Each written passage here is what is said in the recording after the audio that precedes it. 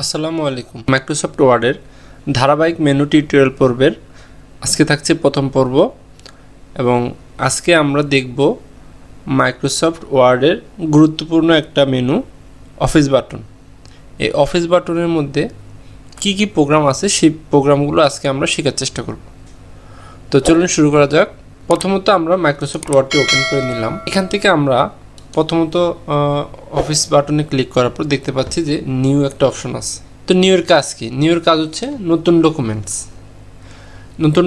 আমরা যদি একাধিক ডকুমেন্টস তৈরি করতে চাই, যে আমি একটা পেজে কাজ করতেছি, আমার আরেকটা পেজ লাগবে, আমি এখানে সাপোজ কিছু একটা লিখলাম, লেখার পর আমি চাচ্ছি যে না আমার এটাতে আমার একটা ডকুমেন্টস আছে, তো আমি চাচ্ছি আমার অন্য একটা ডকুমেন্টস তৈরি করার জন্য। তো সেক্ষেত্রে আমরা নিউ ডকুমেন্টস নিতে পারি। নিউ ডকুমেন্টস নিতে গেলে আমরা এখান থেকে নিউতে ক্লিক করলে এখান থেকে ব্ল্যাঙ্ক ডকুমেন্টস এখানে ক্রিয়েট দিলে নতুন একটা পেজ আমাদের সামনে চলে আসে। অথবা আমরা যেটা করতে পারি কিবোর্ড থেকে যদি আনতে চাই কন্ট্রোল এন যদি আমরা প্রেস করি তখন দেখা যাবে একটা নিউ পেজ চলে আসছে। তো এই হচ্ছে নতুন ডকুমেন্টস আনার জন্য। তারপরে আছে ওপেন আমরা কখন করতে পারি? ওপেন হচ্ছে আমার যদি পূর্ববর্তী কোনো সেভকৃত ফাইল থাকে সেক্ষেত্রে আমরা এখানে ওইটা ওপেন করতে পারি। তো দেখা গেছে আমি গতকালকে সাপোজ একটা ফাইল এখানে খুলে গেছি, আমি যদি ওপেনে ক্লিক করি এখান থেকে আমাকে কম্পিউটার নিয়ে যাবে। তো যেখানে আমি ফাইলটা সেভ করে রাখছি ওই ফাইলটা থেকে আমাকে এখানে ফাইলটা ওপেন করে দিতে হবে। তা আমি ধরে নিচ্ছি যে এটার মধ্যে একটা ফাইল আছে, তো এখান থেকে আমি চাচ্ছি যে এই ফাইলটা ওপেন করব। তো এটা হচ্ছে আমি যদি পূর্বের সেভকৃত কোনো ফাইল ওপেন করতে চাই সেক্ষেত্রে হচ্ছে ওপেনের শর্টকাট হচ্ছে কন্ট্রোল ও দিলে আমাকে কম্পিউটার নিয়ে যাবে। এখান থেকে আমার যেখানে আমার ফাইলটা আছে সেখান থেকে আমি ওপেন করব। তো অফিস বাটনের 3 নম্বর অপশনটা হচ্ছে সেভ, যেটা খুবই ইম্পর্টেন্ট। সেভ করার জন্য আমরা প্রথমত সেভে ক্লিক করব। সেভে ক্লিক করার পর আমাদেরকে এরকম একটা অপশন দিবে এবং সেভের শর্টকাট হচ্ছে কিবোর্ড থেকে কন্ট্রোল এসে যদি প্রেস করি সেম আমাদের এরকম একটা ডায়লগ বক্স দিবে। এখান থেকে আমরা মূলত আমাদেরকে দুইটা অপশন সিলেক্ট করে দিতে হবে। এক হচ্ছে আমরা কোথায় রাখবো, তো আমি রাখতেছি ডেস্কটপে। এই অপশনটা অবশ্যই সিলেক্ট করে দিতে হবে। ডেস্কটপ দিলেও দিব, আমরা লোকাল ডিস্ক DEF আর অন্য যেগুলো থাকে এগুলো তো দিতে পারবো। তো যে কোনো একটা আমাকে সিলেক্ট করে দিতে হবে। তো ডেস্কটপ সিলেক্ট করলাম আমি। সিলেক্ট করার পর ফাইল নেমে আমাদেরকে এটা নামটা দিতে হবে। তো আমি একটা নাম দিচ্ছি, দেওয়ার পর এখানে আমি সেভ করে দেব। এই ফাইলটা কিন্তু আমাদের সেভ হয়ে গেছে। তো সেভ হওয়ার পর আমি সব কিছু কেটে দিলাম। কেটে দেওয়ার পর আমি ডেস্কটপে যেহেতু সেভ করছি এখানে এটা শো করছে, এটা কিন্তু আমার ফাইলটা সেভ হয়ে গেছে। আমি যদি নাও জানি যে আমি কোথায় রাখছি, বাট আমার নামটা মনে আছে যে আমি কী নামে রাখছি, তখন কিন্তু এখানে আমরা সার্চ করতে পারবো। এটা লেখার পর সার্চ করলেও কি চলে আসছে। এই জন্য আমাদেরকে যখন সেভের অপশন আসবে অবশ্যই আমাদেরকে দুইটা অপশন ফিল আপ করে তারপরে সেভে ক্লিক করতে হবে। তারপরে আমাদের আরেকটা অপশন আছে এখানে সেভ অ্যাজ। এটা আরেকটা গুরুত্বপূর্ণ সেটিংস। সেভ এবং সেভ এজের মধ্যে একটা পার্থক্য রয়েছে, তো সেগুলো আজকে আমরা জানবো। তো প্রথমত আমরা জেনে নিই যে সেভ এজ দিয়ে আসলে কি করব আমরা। তো এই জন্য আমাকে যেটা করতে হবে যে এখানে আমি দেখতে পাচ্ছি একটা প্রত্যয়নপত্র, এটাকে আমি চাচ্ছি যে আমার অন্য একটা ব্যক্তির নামে আমি আবার করব। তো এখান থেকে তো আমার সবগুলো অপশন চেঞ্জের প্রয়োজন নাই, আমি জাস্ট এখান থেকে নাম, বাবার নাম, মার নাম এগুলো চেঞ্জ করে দিলে কিন্তু হচ্ছে। আমরা যেটা করব যে আমি এখান থেকে নামটা একটু চেঞ্জ করে দিই।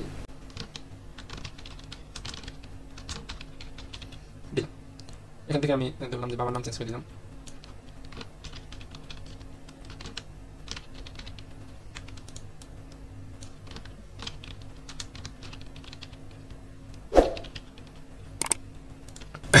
এরপর ঠিকানা চেঞ্জ করে দিলে মোটামুটি কিন্তু আমার হয়ে যাচ্ছে। তো সেভ দিলে কিন্তু আমার আর আগের ফাইলটা থাকবে না। তো এই জন্য আমরা যেটা করব যে সেভ এজ দিব। সেভ এজ দিলে আমার কি আগের ফাইলটা থাকবে এবং পরেরটাও সেভ হবে।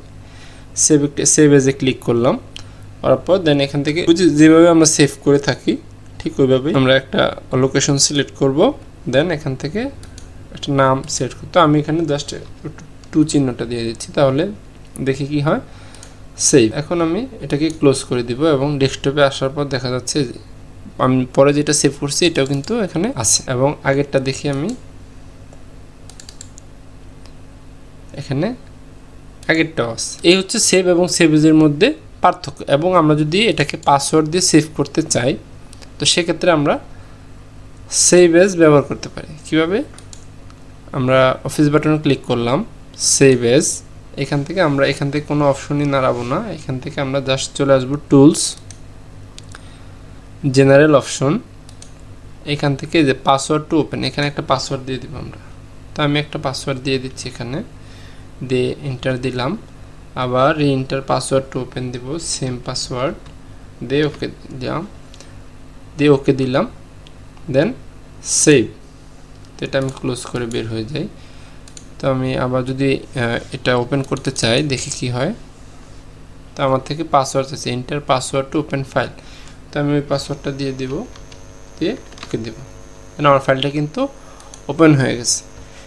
তো আরেকটা বিষয় হচ্ছে, যদি আমি পাসওয়ার্ডটা আবার রিমুভ করতে চাই সেক্ষেত্রে সেম প্রসেস, সেভ এজে গিয়ে এখান থেকে টুলস, জেনারেল অপশন, এখান থেকে পাসওয়ার্ডটা আমি সিম্পলি মুছে দেব, দিয়ে ওকে, দেন সেভ। এখন আমি যদি ক্লোজ করে দেখি, এটা কিন্তু পাসওয়ার্ড ছাড়াই ওপেন হয়ে গেছে। তারপর আমরা যে অপশনটা দেখব সেটা হচ্ছে প্রিন্ট। খুবই গুরুত্বপূর্ণ একটা সেটিংস, কারণ আমরা যখন যে কোনো ডকুমেন্টস আমরা তৈরি করার পর আমাদের এটা ফাইনাল আউটপুটটা হচ্ছে প্রিন্টের মাধ্যমে। প্রিন্ট আসলে প্র্যাকটিক্যাল না করলে আমরা আসলে বুঝবো না, তবে তারপরে আমি চেষ্টা করব থিওরিক্যাল একটা ধারণা দেওয়ার জন্য। তো আমরা প্রিন্টে যদি ক্লিক করি, এখানে আমাদেরকে একটা ডায়লগ বক্স আসছে। প্রিন্টের শর্টকাট হচ্ছে কন্ট্রোল পি যদি আমরা কিবোর্ড থেকে দেই, সেম বক্সটা আমাদের সামনে চলে আসবে। এখান থেকে প্রথমত প্রিন্টার নেমটা আমরা এখান থেকে আমাদের কম্পিউটারের সাথে যে প্রিন্টারগুলো কানেক্টেড থাকবে এগুলোর নাম এখানে শো করবে। তো আমি ধরে নিচ্ছি যে এটা আমার প্রিন্টার। ওকে, দেন এখান থেকে আমি পেজ রেঞ্জ, আমার যদি একসাথে অনেকগুলো পেজ থাকে, আমি দেন একসাথে আমার যদি 10টা পেজ থাকে, তো সেক্ষেত্রে যদি আমি সবগুলো একসাথে প্রিন্ট করতে চাই সেক্ষেত্রে অলে থাকবে। কারেন্ট পেজ হচ্ছে, তো আমার 10টা পেজ আছে, তো আমি এখন 4 নাম্বার পেজের মধ্যে আমি অবস্থান করতেছি, তো আমি শুধুমাত্র আমার ওই বর্তমান পেজটাকে প্রিন্ট করব। তো সেক্ষেত্রে কারেন্ট পেজ। এবং পেজেসের জন্য হচ্ছে, যেমন আমি সাপোজ আমার 10টা পেজ আছে, সেক্ষেত্রে আমি 1 থেকে 4 নাম্বার পর্যন্ত প্রিন্ট করব, বাকিগুলো করব না। তো সেক্ষেত্রে আমরা নাম্বারটা এভাবে দিতে পারি, অথবা আমি 3 থেকে 8 নাম্বার পর্যন্ত প্রিন্ট করব, বাকিগুলো করব না, এভাবে দিতে পারি। অথবা আমি দিতে পারি যে আমি 2 নাম্বারটা করব, 5 নাম্বারটা করব, 7 নাম্বারটা করব, 8 নাম্বারটা করব, এভাবে আমি এই 4টা পেজ প্রিন্ট করব। তো সেক্ষেত্রে আমরা এভাবে দিতে পারি। ঠিক আছে। কপিস হচ্ছে নাম্বার অফ কপিস তো আমরা সবাই জানি। ওকে, দেন আমাদের যত কপির দরকার হবে দেন আমরা অত কপি এখানে দিয়ে দিব। এখান থেকে আমরা আসতে হবে ইম্পর্টেন্ট সেটিংস হচ্ছে প্রপার্টিজ। এই প্রপার্টিজে ক্লিক করলে আমাদেরকে এরকম অপশন দেখাইতে পারে। আর অন্য এক একটা প্রিন্টারের কিন্তু এক এক রকম প্রপার্টিজ হয়। তো আমরা বিষয়গুলো একটা জানলে মোটামুটি সবগুলো জানতে পারবো। তো দেন এখান থেকে আমরা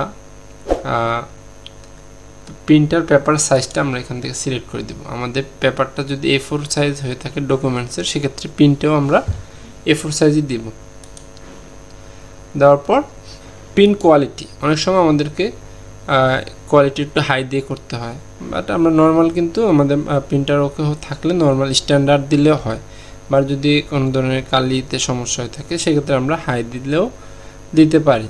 তো সেক্ষেত্রেও আমাদের রেজাল্টটা ভালো আসবে। তো দিয়ে আমরা দেন ওকে দিলাম। দেন এখান থেকে আমরা ওকে দিলে আমাদের মোটামুটি প্রিন্ট হয়ে যায়। আমরা কি দেখতে পাচ্ছি এখানে প্রিপেয়ার, সেন্ড, পাবলিশ, ক্লোজ, এখানে অনেকগুলো 4টা অপশন আছে। তো এগুলো দৈনন্দিন কাজে ওইরকম খুব ইম্পর্টেন্ট না, এই জন্য আমরা মোটামুটি আজকে নিউ, ওপেন, সেভ এজ এবং প্রিন্ট সম্পর্কে জানলাম। তো পরবর্তী ভিডিওতে আমরা হোম মেনু সম্পর্কে জানবো। তো আজকে এই পর্যন্ত। সবাইকে পরবর্তী ভিডিও টিউটোরিয়াল দেখার আমন্ত্রণ জানিয়ে এখানে শেষ করছি। আসসালামু আলাইকুম।